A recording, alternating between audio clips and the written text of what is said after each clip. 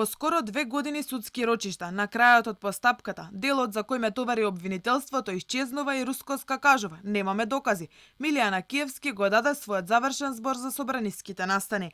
Од почетокот на предметот до денеска, ниту одбраната, ниту судот не слушнале или виделе доказ дека тој сторил тероризам и загрозување на уставниот поредок, тврдеше Јана Киевски пред судскиот совет.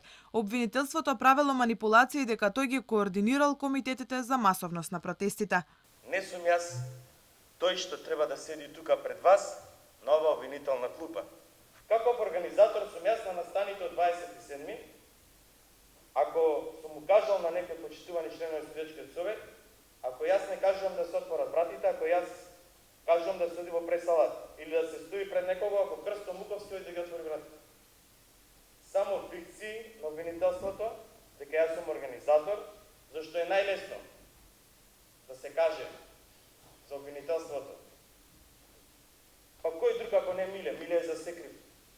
Милијана Киевски во завршниот збор се повика и на изјавата на премиерот Заев, кој пред судот рече дека не верува дека овие луѓе се организатори. Обвинителството прави бајпас во погрешно време со менување на обвинителниот акт пред самиот крај, бидејќи не успеа да го докаже дејството со кое првично го товари Милијана Киевски, рече одбраната на екс-министерот. Обвинителството ги менувало, кратело и додавало делови во пораките со кои сакало да докаже дека Милијана Киевски е организатор на собраниските настани, но не успеало, бидејќи организација од страна на двајцата поранешни министри, сега обвинети, не постоела. Ние ако поништиме искази на 200 сведоци и дадеме верба на тој еден сведок, па ние ќе го рушиме уставниот поредок. Сите ние во оваа сала, не јас, туку никој не би поверувал дека 200 сведоци не ја зборувале вистината, а сите пред вас се законно.